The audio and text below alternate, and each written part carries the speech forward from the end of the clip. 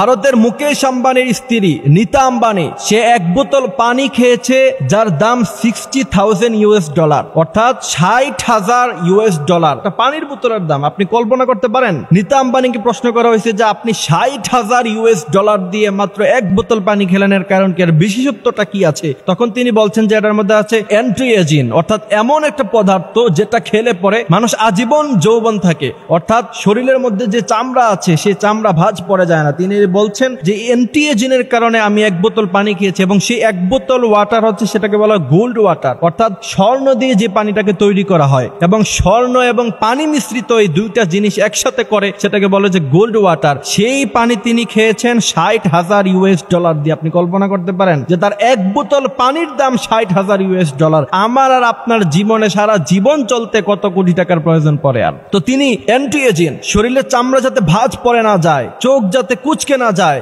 তারপর চুলগুলি যেন সাদা হয়ে না যায়, চুলগুলি যেন ঝরে না যায় বার্ধক্যের কারণে, এই কারণে তিনি অ্যান্টি এজিং খেয়েছেন। এবং অনেক কেমিক্যাল আছে যেগুলিকে বলা হয় অ্যান্টি এজিং, সেগুলি ইউজ করলে মানুষ তার চামড়া ভাঁজ পড়ে না, মাথার চুলগুলি ঝরে পড়ে না, তার যৌবনটা ঠিক থাকে। কিন্তু এর জন্য আপনাকে লক্ষ লক্ষ টাকা, কোটি কোটি টাকা খরচ করতে হবে। কিন্তু প্রিয় ভাইরা আমার, অবশ্যই আপনাকে একটা বিষয় জানতে হবে, এই যে যৌবনকালের যে বিষয়টা আছে সেটা আজীবন থাকবে হচ্ছে একমাত্র জান্নাতে। আর পৃথিবীর মধ্যে মানুষ শিশু থাকবে, বাচ্চা থাকবে, কিশোর হবে, আবার যৌবন আসবে তার, কিন্তু সে বেঁচে থাকলে আবার তাকে অবশ্যই বৃদ্ধকালে যেতে হবে। এটা নরমাল বিষয়। এটাকে আটকানোর জন্য যদি আপনি হাজার হাজার টাকা খরচ করেন, এটা কি জায়েজ হবে? এটা তো জায়েজ হবে না। আল্লাহ বলছেন সুম্মা রাদাদনাহু আসফালা সাফিলিন, প্রত্যেকটা মানুষকে অবশ্যই বার্ধক্যে যেতে হবে, এবং বার্ধক্যে গেলে মানুষ এই যৌবনকালের কথা মনে পড়ে। এবং পৃথিবীর মধ্যে আরেকটা আশ্চর্য জিনিস, কোন মানুষ পৃথিবীতে বৃদ্ধ হতে চায় না। সবাই চায় যে আমি ইয়াং থাকি, আমি সুন্দর থাকি, আমার চোখগুলি ডাগর ডাগর থাকুক, আমার চুলগুলি ভালো থাকুক, আমার চুলগুলি লম্বা থাকুক, এমনটা সবাই চায়, যে তার চামড়াটা সবসময় টাইট থাকুক, এটা চায়। কিন্তু